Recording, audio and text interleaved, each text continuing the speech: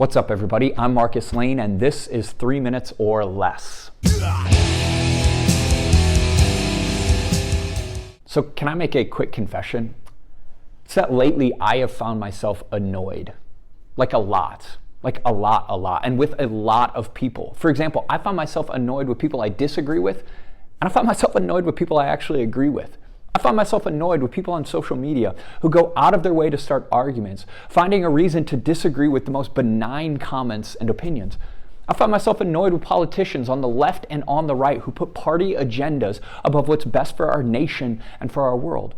I find myself annoyed with the constant punditry in our media, telling half-truths in order to fit every single event into predetermined narratives. Now, maybe that feeling of annoyance resonates with you. Because, let's be real, there's plenty of reasons for scoffing and eye-rolling in our world right now. But when I take a step back, if I'm totally honest, the thing I should really be annoyed with is me. I realized this week that the position of being annoyed with everything is just an example of prideful arrogance and self-righteousness. If I am constantly annoyed, essentially what I'm saying to the world around me is this, is that if everyone out there could just figure their junk out like I have, then we'd all be better off. The rest of the world just needs to be more like me.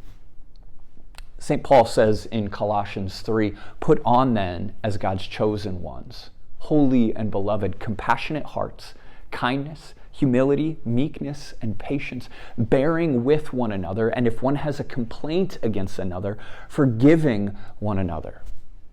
As the Lord has forgiven you, so you also must forgive."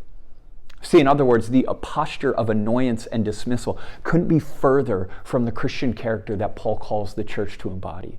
Now, we are called to be people who don't get to roll our eyes and be dismissive and just walk away, but instead we're called to be patient with one another, even the people that we disagree with. We're called to reject pride and arrogance and instead patiently bear with one another in humility. We are called to forgive everyone, in particular those who do us harm.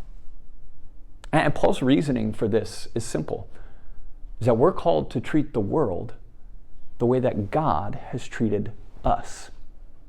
And we don't have a God who treats us with annoyances and dismissal in the face of our foolishness. We have a God who loves, a God who came in humility and meekness because he is patient, a God who above all else gave up everything in order to forgive the world.